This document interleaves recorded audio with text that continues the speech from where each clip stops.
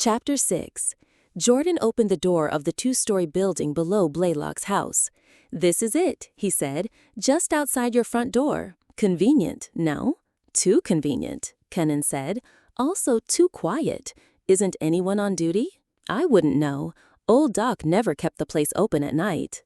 There was a stir of movement in the darkness, the lights flashed on, and a sleepy-eyed Lani blinked at them in the sudden glare.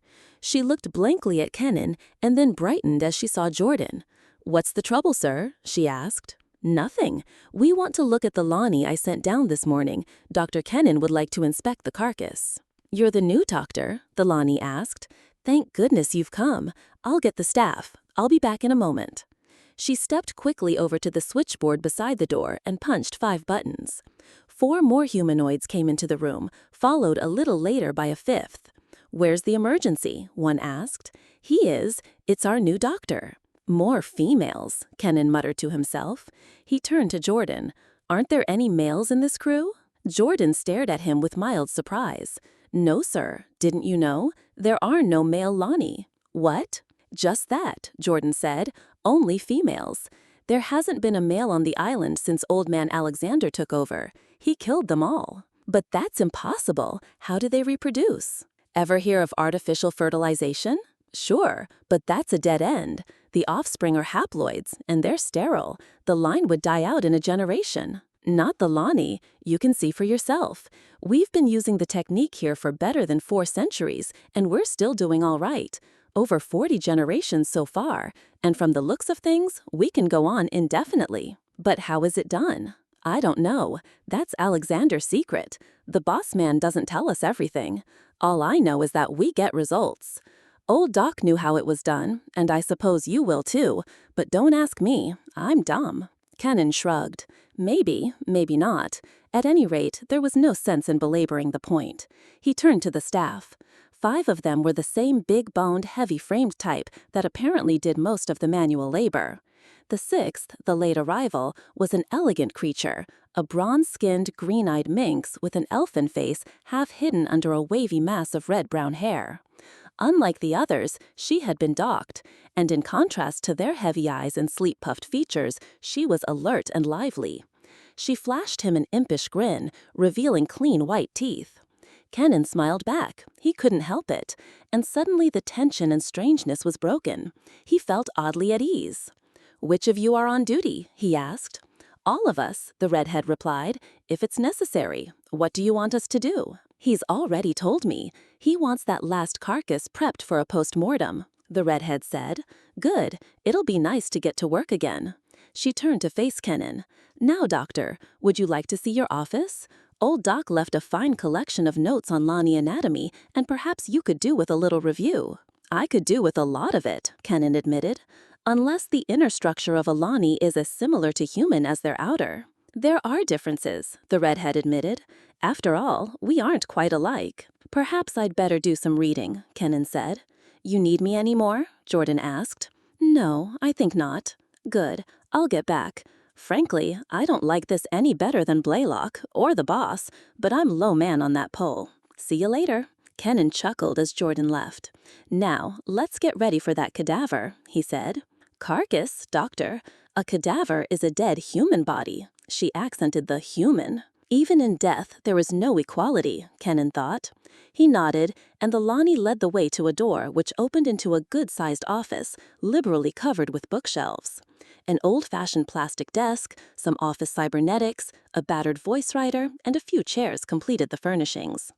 The redhead placed several large folio volumes in front of him and stepped back from the desk as he leafed rapidly through the color plates.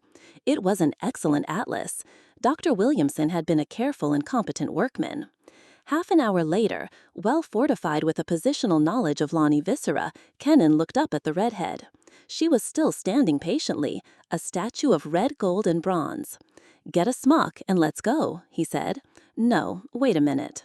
"Yes, sir?" "What's your name? I don't want to say, 'Hey, you.'" She smiled. "It's Copper Glow. Want my pedigree, too?" "No, it wouldn't mean anything to me. Do they call you Copper, or Glow, or both?" "Just Copper, sir." "Very well, Copper. Let's get going." The body of the dead Lani lay on the steel table, waxy and yellowish in the pitiless light of the fluorescence. She had been hardly more than a child. Kennon felt a twinge of pity. So young to die. And as he looked, he was conscious of another feeling. It had been an open secret among his classmates that he had refused an offer to study human medicine because of his aversion to dissecting cadavers. The sarcoplastic models were all right, but when it came to flesh, Kennon didn't have the stomach for it. And now, the sight of the dead humanoid brought back the same cold sweat and gut-wrenching nausea that had caused him to turn to veterinary medicine 8 years ago. He fought the spasms back as he approached the table and made the external examination. Icterus and a swollen abdomen, the rest was essentially normal. And he knew with cold certainty that he could not lay a scalpel edge upon that cold flesh. It was too human, too like his own. "Are you ready, doctor?" the Lani standing across the table from him asked. "Shall I expose the viscera?" Kennon's stomach froze. Of course, he should have realized. No pathologist did his own dissection. He examined, and that he could do. It was the tactile, not the visual sensations that upset him. He nodded. "The abdominal viscera first," he said. The Lani laid back the skin in musculation with bold, sure strokes. An excellent prosectress, Kennon thought. Kennon pointed at the swollen liver, and the Lani deftly severed its attachments and laid out for inspection. The cause of death was obvious. The youngster had succumbed to a massive liver fluke infestation. It was the worst he had ever seen. The bile ducts were thick, calcified, and choked with literally thousands of the gray-green leaf-shaped trematodes. "Let's look at the others," he said. 2 more postmortems confirmed the diagnosis. Except for minor differences, the lesions were identical. He removed a few of the flukes and set them aside for further study. "Well, that's that," he said. "You can clean up now." He had found the criminal, and now the problem assumed the fascinating qualities of a crime hunt. Now he must act to prevent further murders, to reconstruct the crime, to find the modus operandi, to track the fluke to its source, and to execute it before it could do more harm. Photographs and treatises would have to be taken, the parasite would have to be identified, and its sensitivity to therapy determined. Studies would have to be made on its life cycle, and the means by which it gained entrance to its host. It wouldn't be simple, because this trematode was probably Hepatodyrus hominis, and it was tricky. It adapted, like the species it parasitized. Kennon leaned back from the microscope and studied the illustrations in the parasitology text. No matter how much Hepatodyrus changed its life cycle, it could not change its adult form. The arrangements of the suckers and genital structures were typical. Old Doc's library on parasites was too inadequate for more than diagnosis. He would have to wait for his own books to be uncrated before he could do more than apply symptomatic treatment. He sighed and rose slowly to his feet. Tomorrow was going to be a busy day. The door opened behind him, and Copper slipped quietly into the office. She looked at him curiously, a faint, half-shy smile on her face. "What is it?" Kennon asked. "Are you ready to fill out the autopsy protocol?" "It's customary." "It's also customary to knock on a door before entering." "Is it? Old Doc never mentioned it." "I'm not Old Doc." "No, you're not," she admitted. "You're much younger, and far more beautiful." Old Doc was a fat, gray old man. She paused and eyed Kennon appraisingly with a look on her pointed face that was the virtual twin of Eloise's. "I think I'll like working for you, if you're as nice as you are pretty." "You don't call a man beautiful or pretty," Kennon exploded. "Why not? It just isn't done." "You're a funny human," she said. "I called Old Doc beautiful, and he didn't mind. That's different. He was an old man. What difference does that make?" "I don't like it," Kennon said, hitting on the perfect answer. She stiffened. "I'm sorry, doctor. I won't do it again."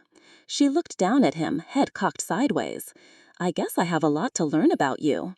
You're much different from Old Doc. He didn't snap at me." She paused for a moment, then drew a deep breath. Kennon blinked. "About that report," she said. "Regulations require that each post-mortem be reported promptly, and that a record of the Lani concerned be posted in the death book together with all pertinent autopsy data. Man Blaylock is very fussy about proper records." She drew one of the chairs to a spot beside the desk and sat down, crossed her long legs, and waited expectantly. Kennon's mouth was suddenly dry. This situation was impossible. How in the name of Sir Arthur Fleming could he dictate a coldly precise report with a naked redhead sitting beside him? "Look," he said, "I won't need you. I can operate a voice writer. You can pick up the material later and transcribe it." Her face fell. "You don't like me," she said, her green eyes filling with quick tears. "Old Doc never." "Oh, damn old Doc," Kennon snapped, "and stop that sniveling or get out. Better yet, get out and stop sniveling." She leaped to her feet and fled. Kennon swore. There was no reason for him to act that way. He had been more brutal than necessary. But the girl, no, the Lani, was disconcerting. He felt ashamed of himself. He had behaved like a primitive rather than a member of one of the oldest human civilizations in the galaxy. He wouldn't bark at a dog that way. He shook his head. Probably he was tired. Certainly he was irritable. And unclad females, virtually indistinguishable from human,